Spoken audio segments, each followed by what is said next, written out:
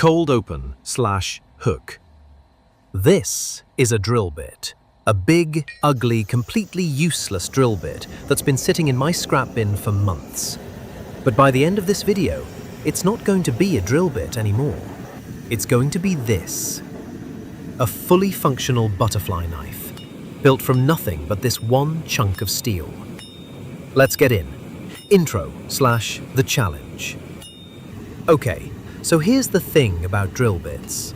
The good ones, the big auger and masonry bits like this, they're made from seriously hardened tool steel.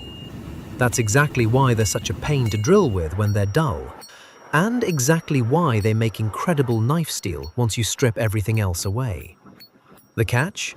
This bit is round. It's got flutes cut into it, and it's hardened enough to laugh at a regular file. So today's mission, turn this round, spinning tool into something with a flat blade, a sharp edge, and a working pivot. No shortcuts. First things first, I need to figure out how much of this bit I can actually use.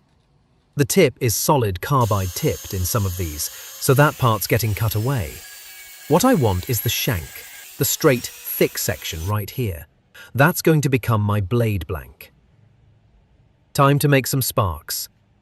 There is no elegant way to cut hardened tool steel. You just have to be patient and let the wheel do the work. Rushing this just means a snapped cut-off disc and a bad afternoon.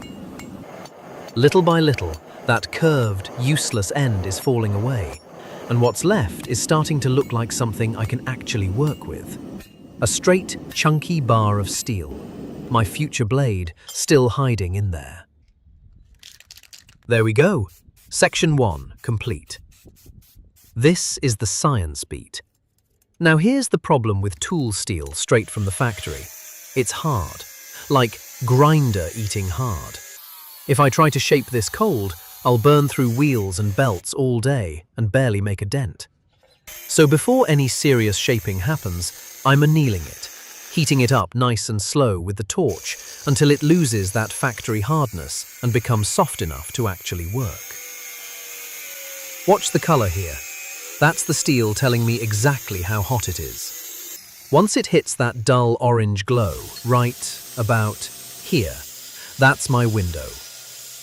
Now I let it cool down slowly. No quenching yet, that comes way later, once the shape is actually done. This is a big visual beat. All right, soft steel, sharp wheel.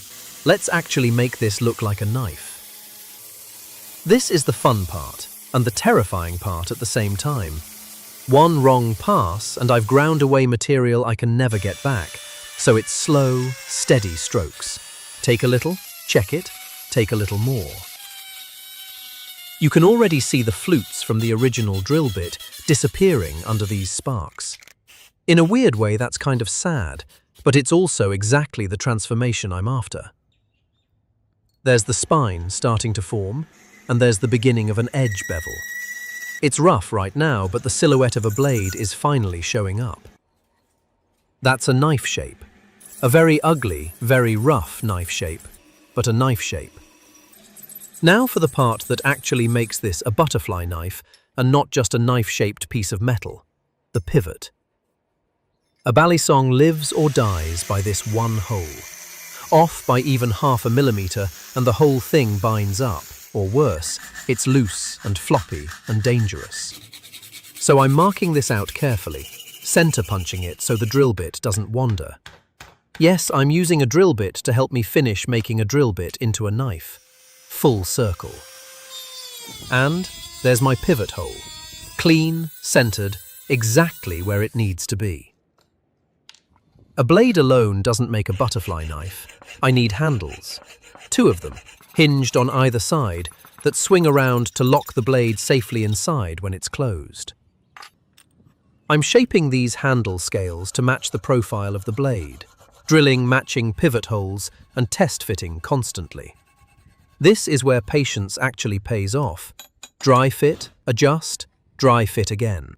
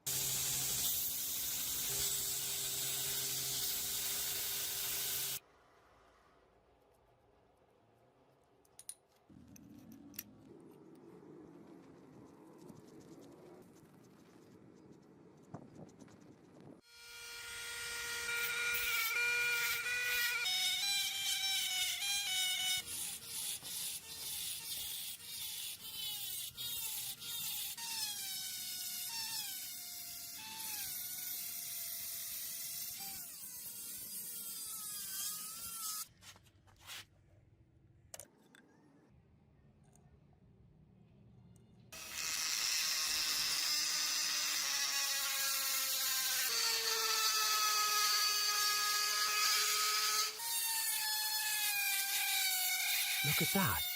The blade's already starting to swing between the handles. It's rough, it wobbles a little, but the mechanics are there. That's genuinely the moment this project stopped being a piece of metal and started being a knife. Assembly/pivot pins/latch. Now I'm fitting the actual pivot pins. These are what everything rotates on, so they need to be snug but still let the handles swing freely.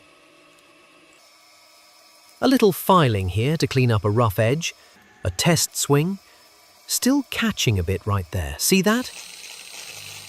Back to the file for 30 seconds, and listen to that. That clean click is exactly what you want to hear. That's a butterfly knife closing properly for the first time. Sanding and polishing to a mirror finish.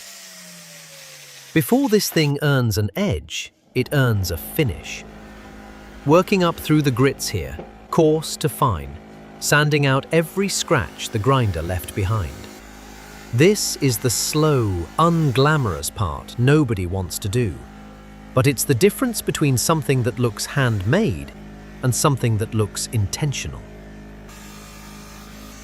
And there it is. You can already see the shop lights reflecting in the steel. That dull, grey drill bit from the start of this video is completely gone. What's left is starting to actually shine. Sharpening the edge. Last technical step. Actually putting an edge on this thing. Consistent angle, consistent pressure, same number of passes on each side. This is where all that earlier annealing pays off. The steel takes an edge cleanly instead of chipping out on me. Let's check it. Yeah, that's sharp. Final reveal. So, here it is.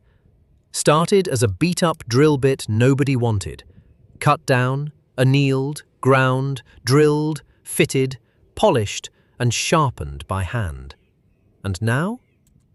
A fully working butterfly knife. Look at that flute pattern still faintly visible on the handles. That's the drill bit's DNA, still in there if you know what to look for.